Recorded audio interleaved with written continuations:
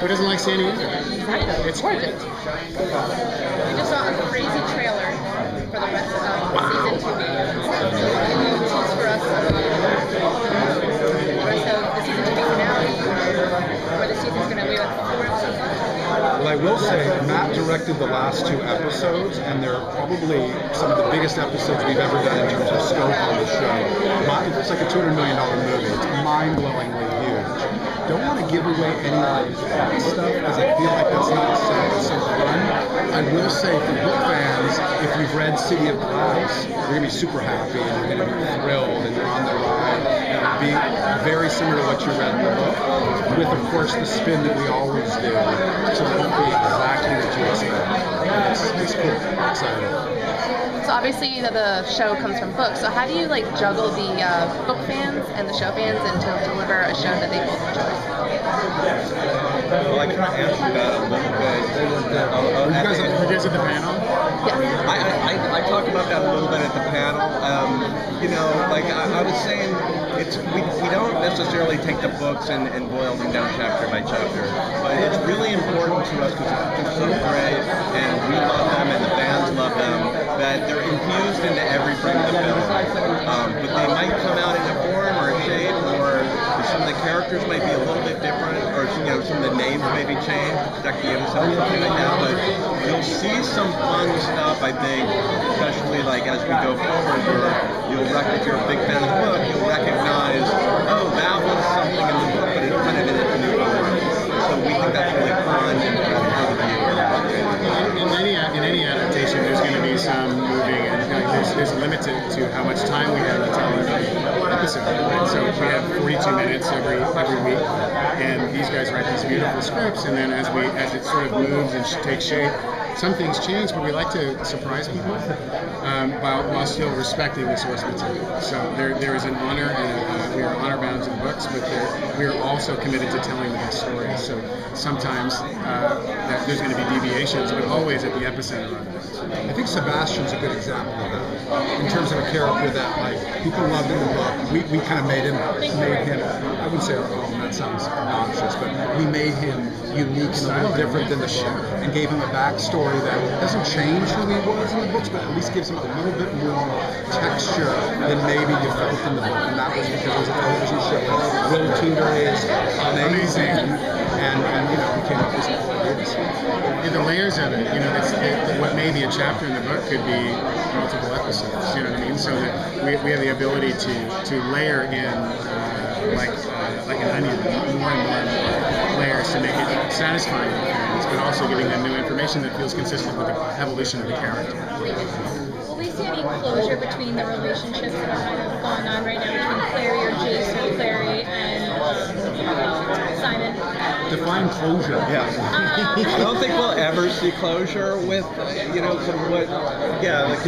closure, what does it mean? There's closure with Simon, for sure, in that, I think they've realized what their relationship is all about, and that's besties, right, from childhood. So there is closure to that. The Jace Clary stuff is, OTP. There's no closure on that. That's going on for eternity, and it'll go through its ups and its ups and downs and stuff, but it's such part of the DNA of the show and the book. And they're connected on so many levels. Emotionally, they're connected. The first time they saw each other, there was a spark, of course, and now they have this magical connection too, which is just so perfect.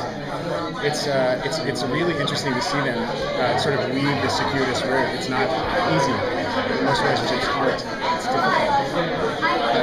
But we'll see how they follow their hearts as we move forward. And a lot of fans are asking about Sizzy. What can you tell us? Anything coming up? Like I said, 217, there's these great scenes. They obviously have amazing chemistry, but we're only in season 2 of the show. So, you guys watch TV. If they were to get together now, I don't believe it's a mistake in terms of the storytelling.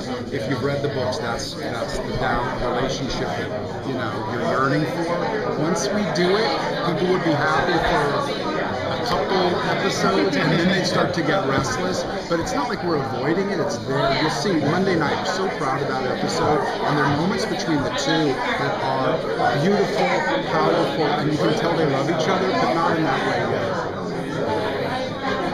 We saw Clary and Jace develop new abilities this year and discover what the angelic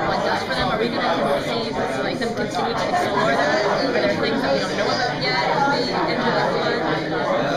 Yeah, I mean, I think now that we've established that they have this angelic power, you know, part of the trick as a storyteller is like, well, now you need to like create limitations for yourself, or else it gets them out of everything. And so it's not going to be like episode to episode, like they go to that bag of tricks. But that angelic blood and the specialness of those two characters is something that like will always be a part of them at this point forward. And it's going to make its way into a lot of storylines. When you introduce like a character like Sebastian, who has like such a big impact on all these characters in the story, so what can you tease about how he's going to ultimately affect everything else moving forward? Well, he affects everyone in the show. In the last part of 2B, everyone feels his impact on the show, with the exception of Simon, you know, because he's not as involved, and probably Agnes to some degree as well. But the others certainly, and he doesn't disappear. Do you know what I mean? Sebastian, if you've read the books, he's part of his books.